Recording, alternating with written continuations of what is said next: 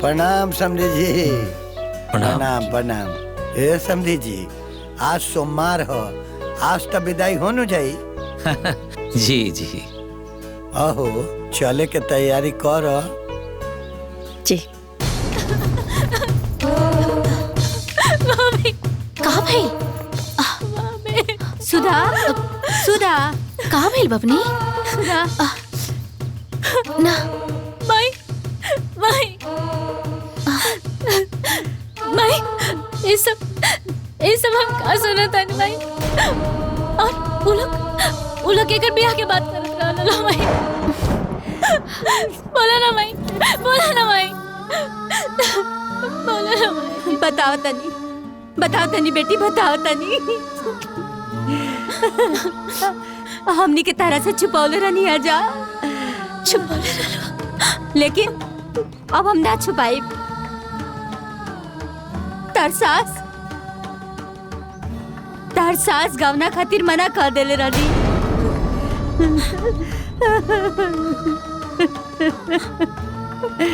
गवना खातिर मना कर देले रही।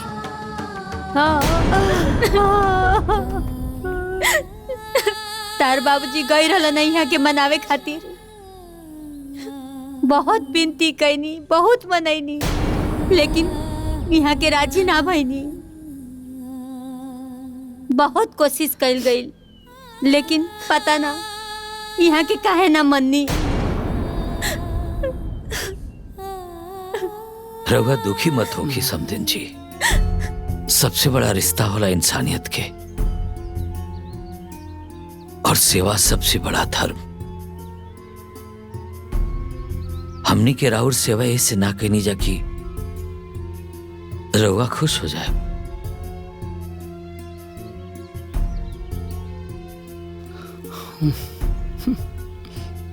अरे हमरा बिटिया के तो इहो मालूम ना रहे कि रउआ गहना लेवे से मना कर देले बानी।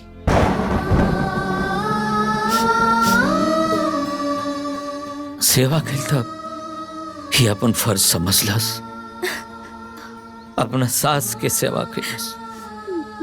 रउआ दिल पे कोनो बोझा लेके मत जाई, एकदम निश्चिंत होके जाई रउआ, एकदम निश्चिंत होके। हाँ समधन जी, यहाँ के जौन कहतानी सब सच कहतानी। सुधा तो आज ले गौना के तैयारी करत रहली है, लेकिन रउआ जौन इच्छा बा तौने करी। रउआ एकदम स्वतंत्र बानी, हमनी के तरफ से कौनो दबाव नहीं खे।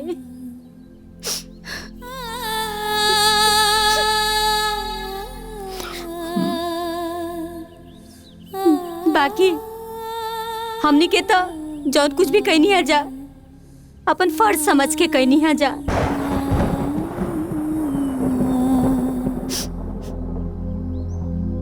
रउआ अपन घर संसार में एकदम सुखी रही, खुश रही। बाकी हमनी के किस्मत में जौन होके के रही तौन हो ही जाई।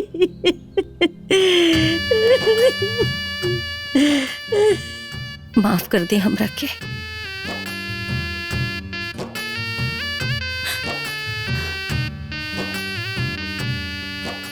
बहुत बड़ी गलती हो गई।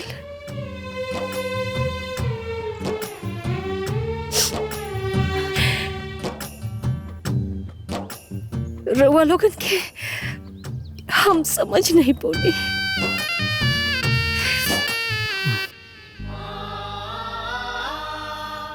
हमार सोच खराब रहे।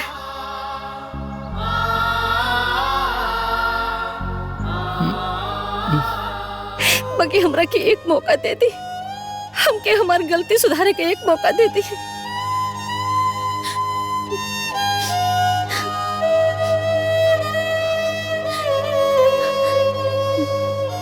बिटिया, हम तो हर दोषी बनी, माफ कर दे हमरा के, माफ कर दे हमरा के, माफ कर दे बिटिया।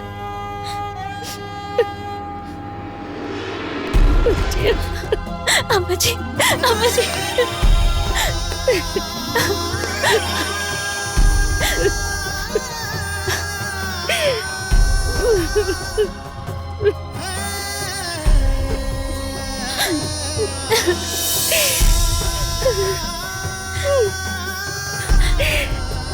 अम्मा जी।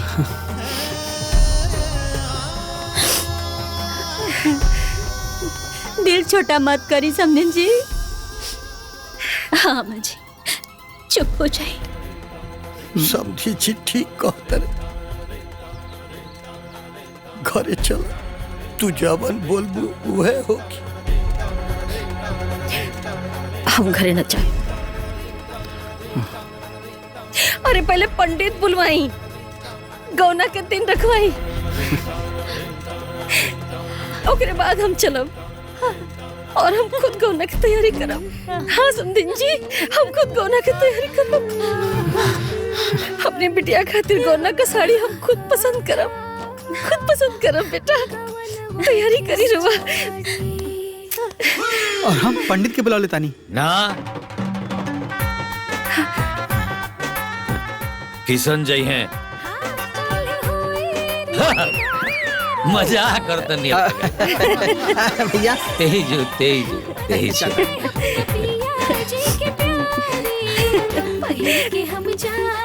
ये देखिए,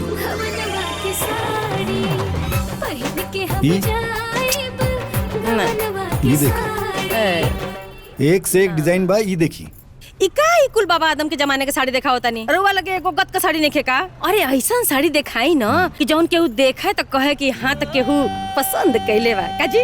हाँ। 2 मिनट रुकी, नया माल आइल बा, वही दिखाओ तनी। हाँ तो दिखाई, हम कहीं भागत नहीं की। ये देखिए,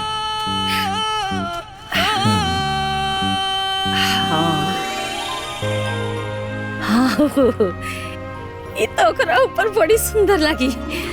हाँ, ठीक बा। ये दे दी बस। ले। अच्छा ठीक बा, अच्छा। प्रणाम। आवत रहिए। बहुते छोट बा, दूसर दिखाई।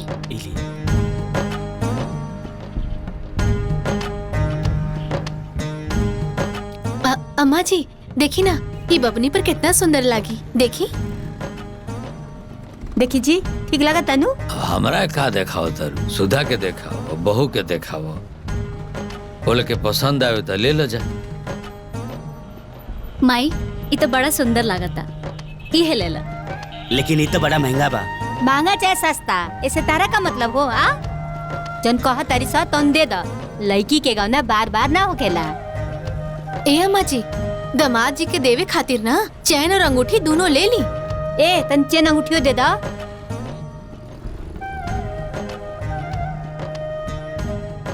लो दे दो।